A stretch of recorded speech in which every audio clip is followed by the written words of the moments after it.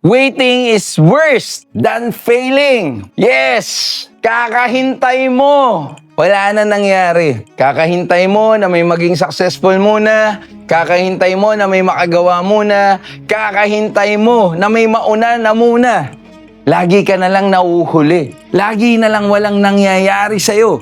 Kakahintay mo. And yes, waiting is worse than failing. Kasi alam mong kaya mo naman. Alam mong meron ka namang kayang gawin. Alam mong magaling ka naman. But your attitude is what?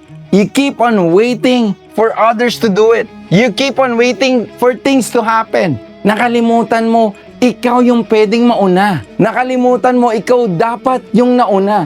Ikaw yung pwedeng nag-initiate. Ikaw sana yung pinaka-nauna. Kaya lang at the end of the day, mas pinili mong maghintay. So for me, you wanna be successful this year and the next years to come? Have that guts and the courage to be the first. Ikaw yung mauna. Kahit wala pang nakakagawa, kung alam mong kaya, unahan mo na, gawin mo na, one step at a time.